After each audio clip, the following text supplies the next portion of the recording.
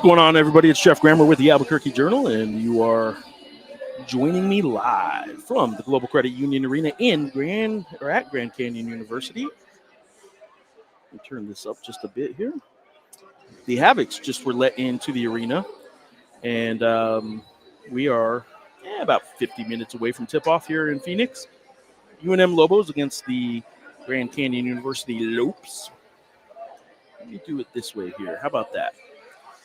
And I'm trying, I do not, do not understand why this is not sending my show to X like it's supposed to, but I am going to have to manually send it.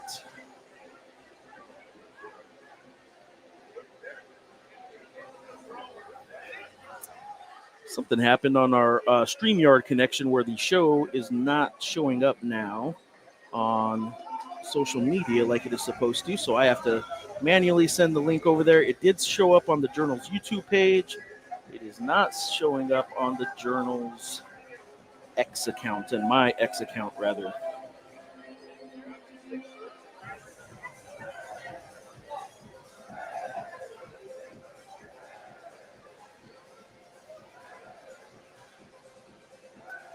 So, anyway, as far as I know, pregame warm-ups, Milos Vicentic is the only Lobo who is out tonight. That is expected.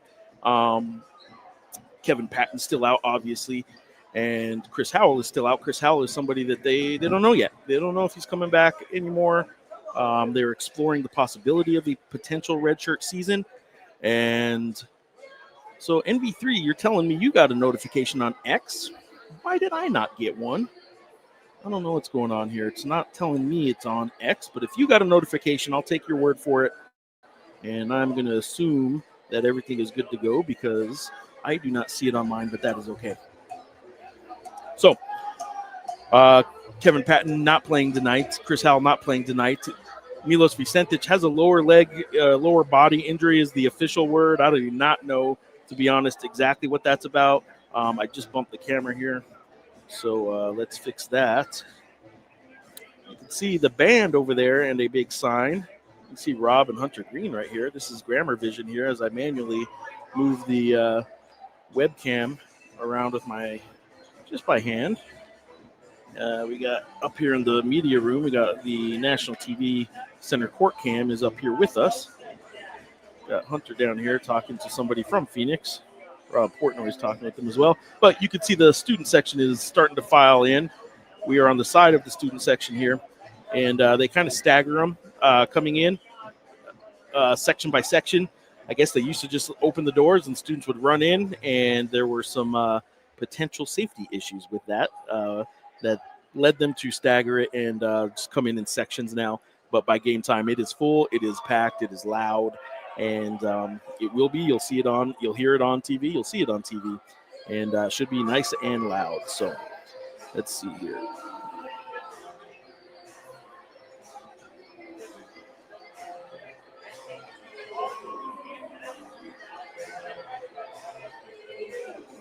Live now is what I'm putting on X, and we'll see. Pregame from Phoenix. UNM Lobos at Grand Canyon. This is high-level stuff right here that you guys are witnessing.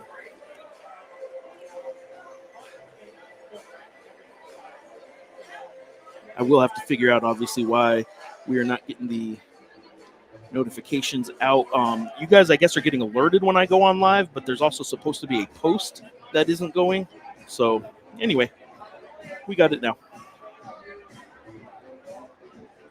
All right, guys. So the Lobos obviously coming off two losses in a row, both at home to Utah State. A bad loss on both sides of the ball. A Saturday loss to Boise State. Not nearly as bad a game overall. They at least played good offense. In fact, they played quite good offense. Their points per possession was nice and high. You score 90 points in a game, your offense is good enough to win. You allow 91 points in the game, and you allow plenty to lose, and that's what happened. So you look at that stat sheet, and the Lobos win that game an awful lot of times. I don't know if it's 9 out of 10, if it's 5 out of 5 or 5 out of 10 or what it is, but It isn't much more than half the time. The only stat, and it is an important stat, obviously, but the only stat really that the Boise State Broncos dominated was the free throw line, and they hit 25 of 26. Even the 15 three-pointers, UNM hit 11, so we're only talking a advantage of 4 3-pointers. That's not enough necessarily to dictate, oh, this team's always going to win if they get 4 more 3-pointers. But you go 25 or 26 at the free throw line, and you play a team like UNM that couldn't stop you from scoring. There you go. You're going to lose that game. But the Lobos did score. The Lobos were able to put up points. Against Utah State, they weren't. I would tell you that for 3 games in a row, the Lobo defense has struggled. And we will see if that gets shored up tonight. I do think matchup-wise, the size of Grand Canyon is a problem for UNM. I think the rebounding is going to be a problem. They were able to mitigate those problems and those deficiencies the first time they played in the pit when they won by 23 points. But I don't think you can count on out-rebounding Grand Canyon by 10 again.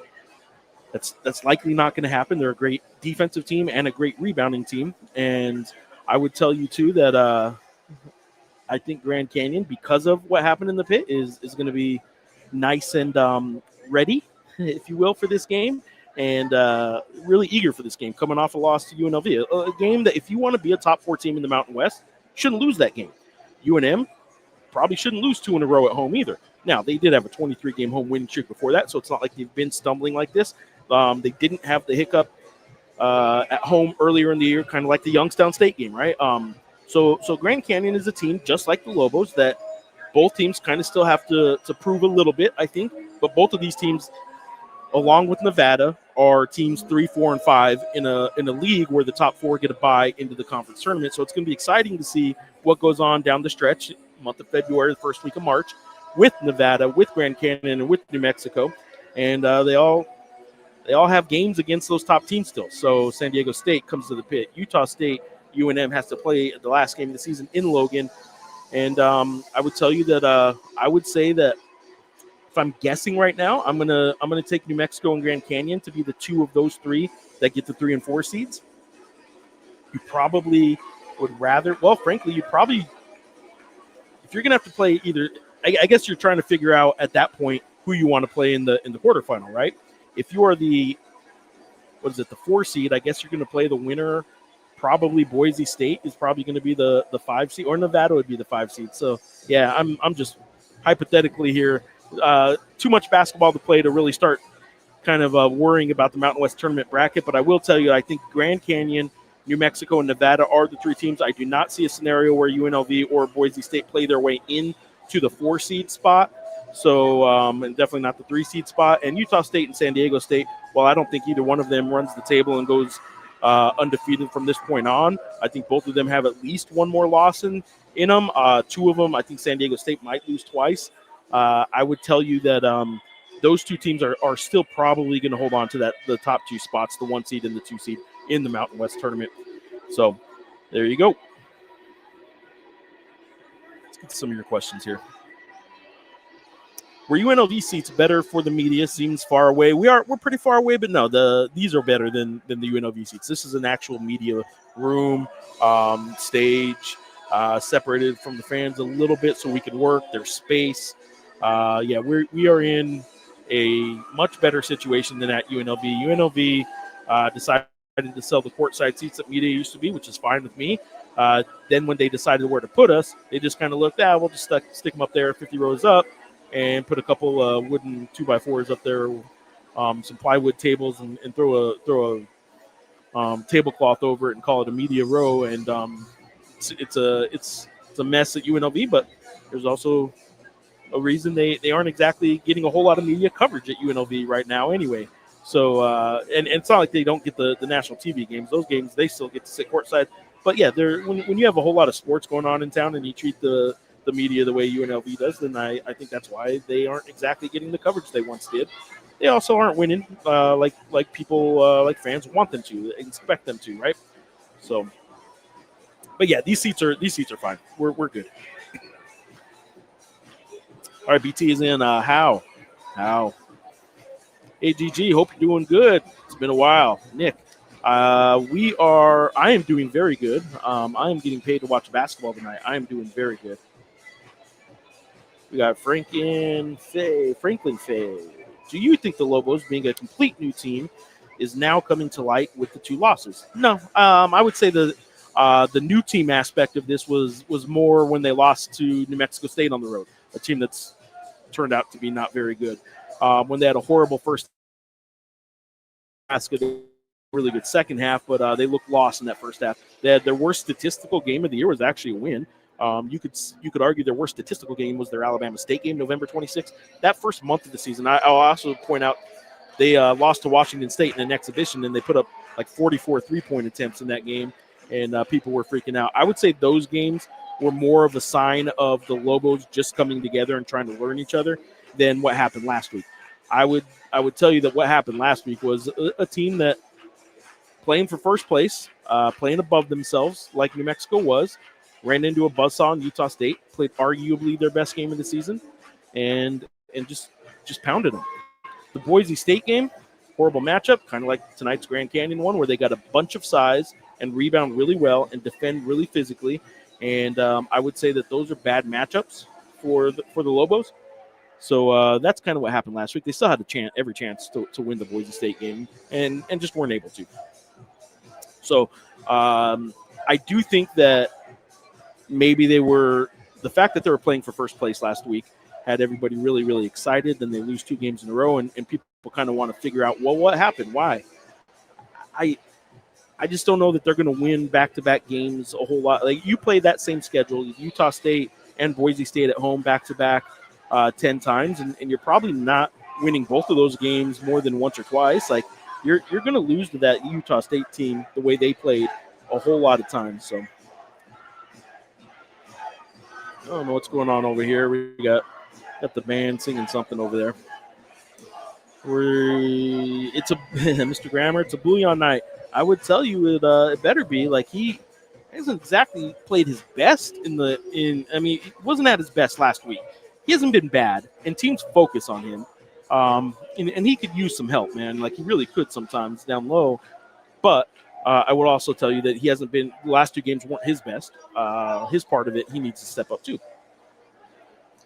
Do you think the Lobos are physically tired because they don't have a deep bench? There could be some of that. Somewhat. But I would tell you that Boise State plays a shorter bench than do the Lobos, and they look just fine, especially even at elevation. And Boise is not near the elevation. Boise is not considered an elevation game. That is why they were allowed in the Pac-12, right? San Diego State didn't make sure Boise wasn't in it because they're at elevation. They made sure UNM wasn't in it because of elevation and other things. And on YouTube, sure hope Joel wakes up tonight. So do the Lobos, man. 3 consecutive games without a three-pointer, 3 consecutive games with his 3 lowest point totals of the year, 4, 2, and 4 in that order. 4 at San Jose State, 2 against Utah State, and 4 against Boise State. Those are his 3 low point totals of the year. It's also the only 3 games of this season he's not hit a three-pointer. They do need more out of him. I will say that in both the Boise State and the Utah State game, one of the only buckets he did make was at the rim, what a lot of people have been clamoring for, right? I would tell you that Antonio Chol needs to get back out of his funk a little bit, but would also tell you that I don't think there's anything major going on that's going to prevent him from doing so. So I think tonight would be as good a night as any for him to step out and kind of break that funk, and we'll see if he does. I wonder how different our depth would be if KPJ and Howell were playing. They would both be in the primary rotation, I can tell you that. Chris Howell obviously was a starter. I don't know if he'd still be starting right now with the way Luke Hopp has been playing, but they could have used him against Boise State. You're talking about a 6'7", big body guard who was rated on BartTorvik.com last year as one of the top 25 individual defenders in the entire country in the Division I level. Chris Howell can defend. For all the problems that fans had and gripes they had about him, and they did before he went out hurt, it wasn't about his defense. Chris Howell could defend, and they could have used him defensively last week. That's for sure. First impression of the GCU media seating, it's good. I'm a fan. I've been here before, though. This isn't my first time here, so I'm good with this.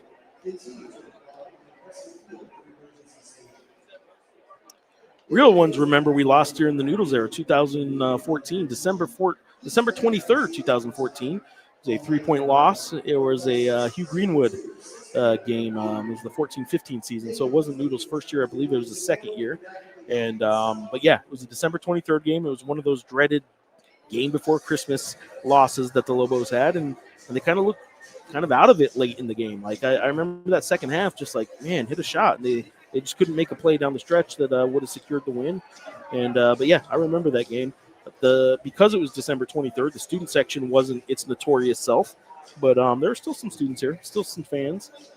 Hey Jeff, how many losses can New Mexico take and still have a shot at an at-large bid? It's 2 the max.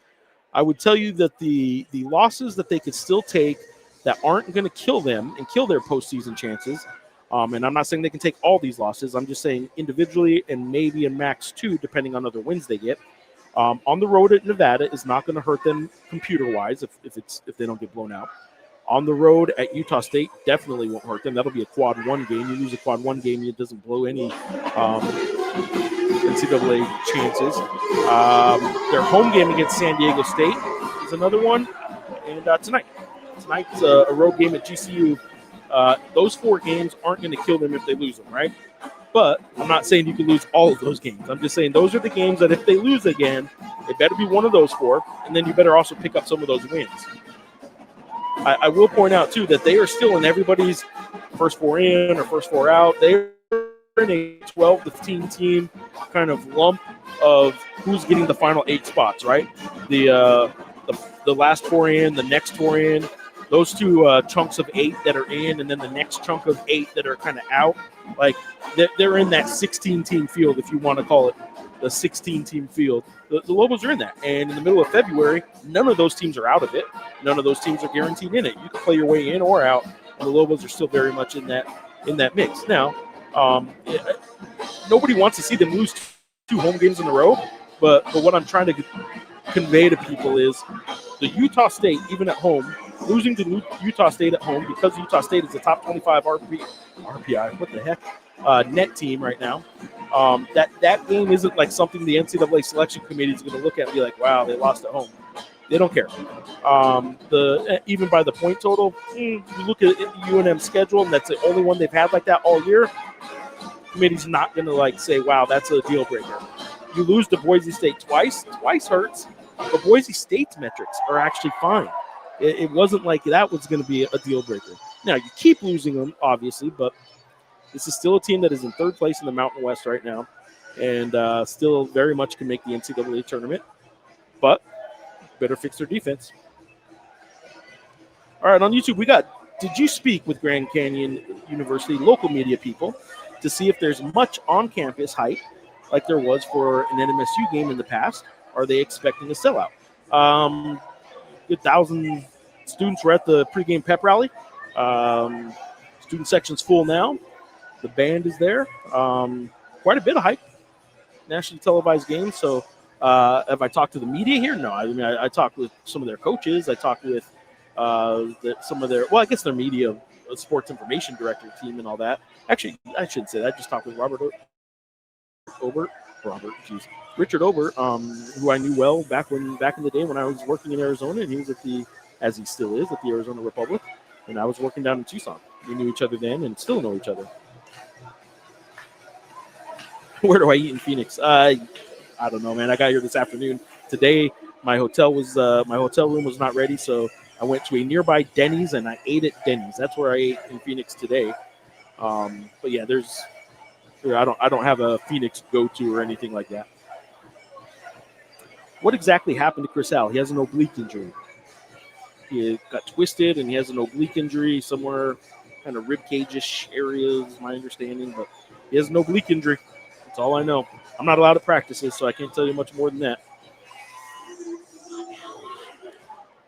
It's all about matchups. Lobos are not as athletic as Utah State, and they didn't close out on Boise State shooters. But that's the defensive style Owen goes with. I would tell you that the Boise State thing was quite the anomaly. Boise State hasn't done what they did in that game all season. Their center that hit 5 3-pointers had not hit 5 in the previous I will go take a look. Ah, I see it right now. I don't know if you guys can see that, but the Havocs have hooked me up. I am trying to get a picture right now.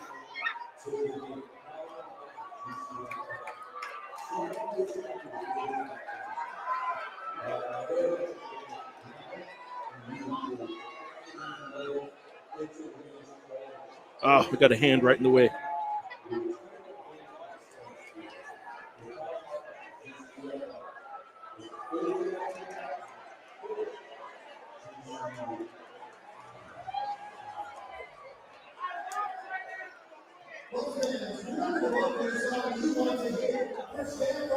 All right, I got a Firegrammer photo in the Havoc student section. So while I don't have a fat head like I do back in the pit, I do have a fat head myself, but I am about to post on my X account the photo. Again, riveting show for you guys right now that I'm doing here.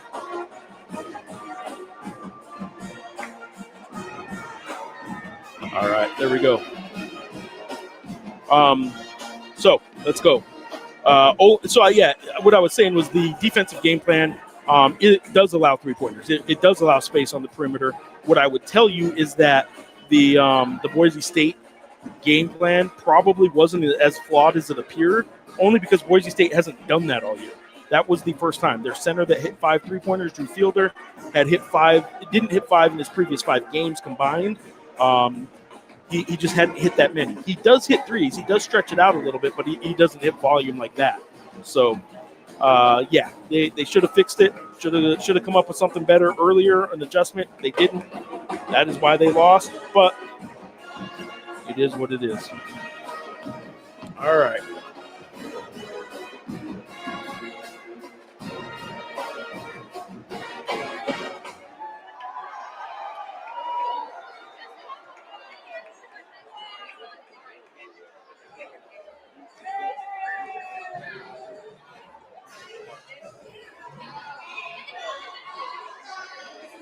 I am posting it now. Sorry that took so long. All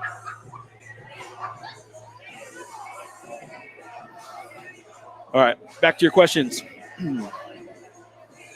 What's the whole thing about GCU stock price? You and Sean were talking about yesterday, and academics being a factor when being added to the conference.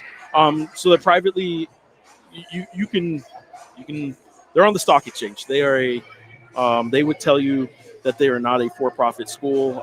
We're kind of getting into semantics about whether or not they are or aren't, and the foundation and the nonprofit arm of the university as opposed to the profit. But that was the comment that Sean was making about fans criticize GCU for you could exchange them on the stock exchange, and like that's some big insult when you're playing a basketball game. At this point, if you want to debate whether or not they should be allowed in the league or whatever, that's fine. At this point, it doesn't matter in the slightest. There's 2 college basketball teams playing tonight, and it's not like there's a debate about whether or not like these players should be college students or not. These are all college students. It's not like, although there is a visitor here that I guess you can get in the debate. Amari Bailey's supposed to be here tonight. I don't know where he's at, but he's supposed to be here. He has played in the NBA, and he's doing a recruiting visit to GCU. Another topic. But there you go. That is what that was about. David Thompson saying, I sure like the intensity Hop played with last game. Hopefully it rubs off on us tonight. I would say that the urgency and the intensity that he plays with probably does need to rub off on some of the other Lobos. It isn't that they're playing with the lack of energy, but it's league time. It's league play time, and you're one of 3 teams fighting for 2 bye spots in the Mountain West tournament, in my mind. And you could say 4 teams if you want to say Boise State can play their way into that still, and maybe they can. But yeah, it's time. You better start playing with some urgency. So I agree with you there. There's a GCU student holding a Firegrammer sign. I know. I saw that, and I'm loving it. I am loving it. They get me. They get me here. Or they just really want me fired. I don't know. Jeff, sorry if you addressed this question already. Just joined the stream. What's the status on Chris Howe? Seen him joining with arms up before games. Doesn't look to be carrying too severe an injury. I would agree with you, man. So oblique injury, he's not playing tonight. They're looking into whether or not he can still get a medical red shirt. The game he got injured in was the game that disqualified him for a medical red shirt. I thought that was a done deal. They are now still looking into and exploring precedents to see what possibly can be done for a first half injury in that game, in the disqualifying limit game in basketball. I don't know. They're exploring it. They're looking into possibilities. But I would agree with you that he doesn't walk. There's no limp. It's an oblique injury. It's not lower leg. He does put up shots. You can see him kind of rebounding some a little bit with the team and helping them with shots. So he doesn't look the part of a can't play, out for the year, injured kind of player. That's not to say I don't think he's injured. He does have an injury. I don't think they're faking that and just decided, hey, let's just not play our starting guard, our 6'7" starting guard who can defend the rest of the year. I think they would play him if they could. So at this point, that's the status. He's not playing tonight, and I don't know exactly what is going to happen if he does return or not. But there you go.